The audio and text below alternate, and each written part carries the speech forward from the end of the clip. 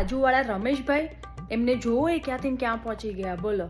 પહેલાં તો એ લોકો પાસે ઘઉં લેવાના પૈસા નહોતા અને અમારી પાસે કંઈ નહોતું ને તોય અમે લોકોને બહુ જ મદદ કરી છે.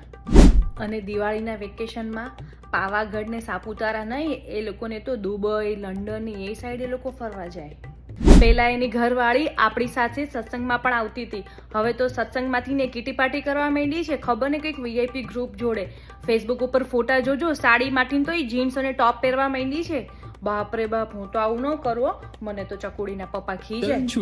ખબર ને આ લોકો પાસેથી પૈસા ક્યાંથી આવી ગયા રાતો રાતમાં.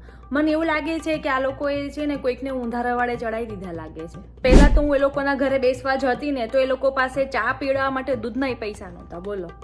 અને હવે તમે એ લોકોના ઘરે જાઓ ને તો ડાઇનિંગ ટેબલ ઉપર કાજુ, બદામ, દ્રાક્ષ, જાત જાતના નાસ્તાઓ પડેલા હોય છે.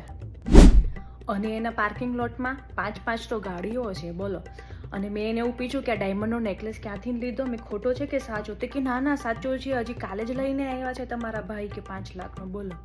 રોજ જે નવી સાડી પહેરીને રોજ જે એ લોકો બહાર ખાવા જાય, પણ ખબર નહીં પૈસા ક્યાંથી ને આવ્યા હશે રાતો રાતમાં. હે એટલે તમે આવી ગયા, હું આ બધાને તમારી જ વાત કરતી હતી બોલો કે આ રમેશભાઈ ક્યાંથી ક્યાં પહોંચી ગયા. અને આખા સોસાયટીમાં તો રમેશભાઈ જેવું તો કોઈ ને બહુ મહેનત કરે નહીં.